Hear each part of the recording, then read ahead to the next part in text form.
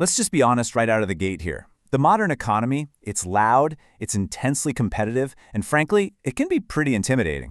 But today, in this explainer, we're going to reframe this whole reality. More importantly, we're going to discover exactly how quiet professionals, introverts who might feel totally overshadowed by the sheer volume of it all, can actually win, build incredible credibility, and thrive. So here is the million-dollar question we're tackling. How do you actually build credibility in a world that's just dominated by algorithms and loud extroverts? Because it definitely feels like everywhere you turn, right? Whether we're talking about financial markets or the corporate boardroom, the system just inherently rewards the loudest, the fastest, and the most aggressive players out there. The stakes in today's market are sky high.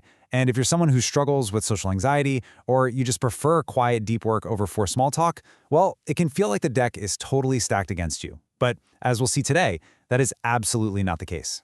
To understand the noise of the modern world, we really have to start with the stock market. Just look at that massive 75% slice on the chart. It's wild. The market is no longer driven by human intuition or those old emotional panic dynamics we used to see. It's literally driven by AI algorithms designed by armies of PhDs. They account for roughly 70 to 80% of total equity trading volume today.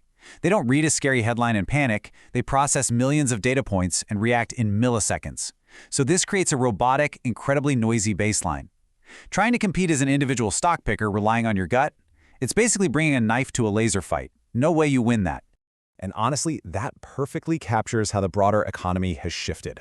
Think about the old world, what you might call the Peter Lynch 1980s method of investing. You could buy a stock just because you saw a long line outside of a Chipotle and thought, hey, business is booming. Or you could build a quiet, successful career out in the suburbs right from the jump. But the new world?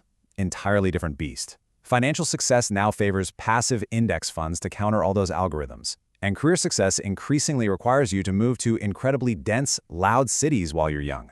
The big takeaway here is that your most important capital is actually your time. The modern playbook means adapting to these new, intense realities, not fighting them.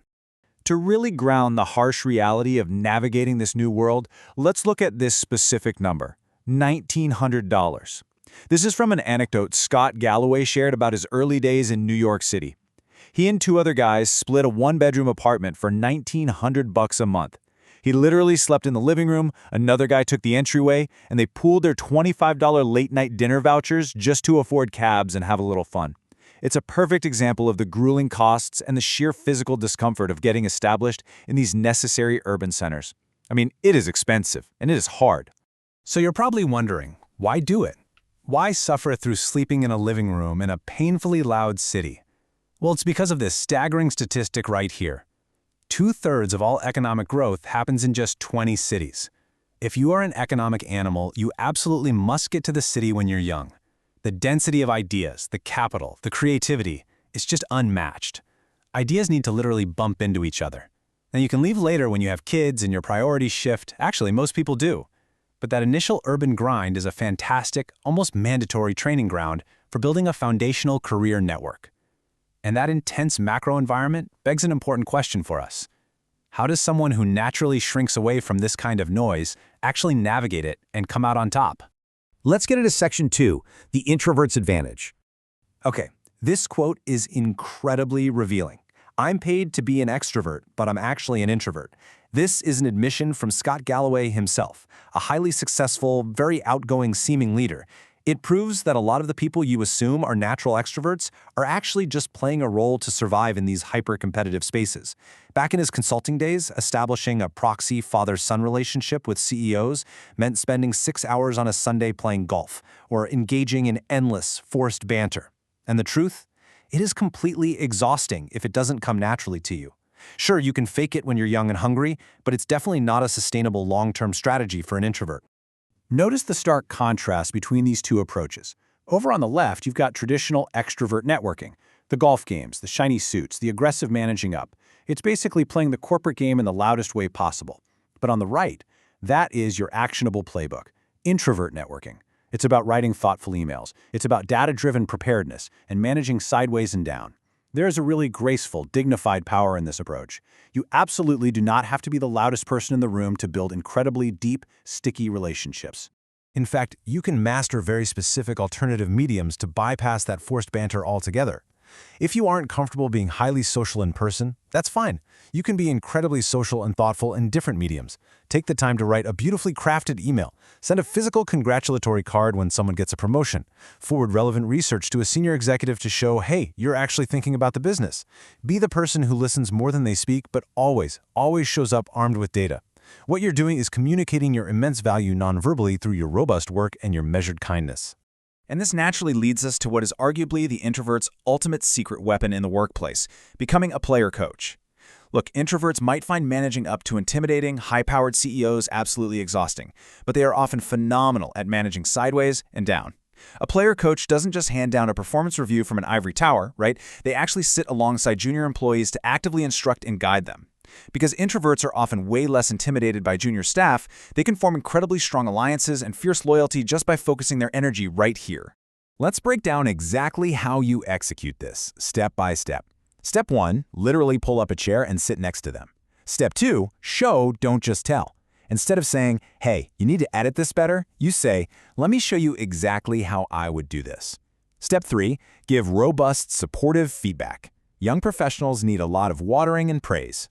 Now, you might be sitting there thinking, why spend all my time down here when I really want to impress the boss? Well, here is the secret. Senior leadership absolutely notices. They notice when you take the time to properly train and mentor younger employees.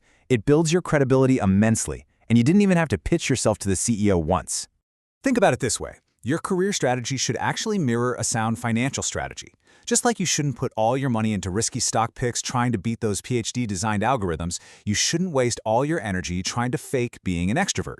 Financially, you build a solid base with low-cost index funds, and maybe you use 30% of your portfolio to have some fun-picking stocks. In your career, your index fund is your robust work, your data, and your quiet mentoring. Let that do the heavy lifting for you. Then, take 30% of your energy, your fun stock-picking money, and use it to strategically say yes to key social events. It's all about diversifying your energy. However, there is a catch here, and it's a vital warning you need to hear. The bands of your comfort zone naturally narrow as you age. When you're young, sleeping in that living room, everything is new, so your boundaries are wide open. But as you get older, your tolerance for uncomfortable social situations shrinks. You start to prefer just staying home in your sweatpants. And while leaning into your introverted strengths is great, letting your comfort zone completely close in on you, that is super dangerous for your long-term growth. To fight this, you have to actively push those boundaries outward. Let's walk through this timeline of a recent weekend anecdote from our source material. Friday afternoon, an invitation to go out arrives. The immediate introvert instinct? Tempted to say no. Friday evening, you stay in your comfort zone, in this case, having a nice, quiet dinner with family. But then comes the critical decision late Friday night, forcing yourself to go out, meet people, and say yes. You really have to ask yourself, do I actually feel awkward? Or would I just rather be doing something else? If it's the latter, you have to make the deliberate effort to expand those boundaries.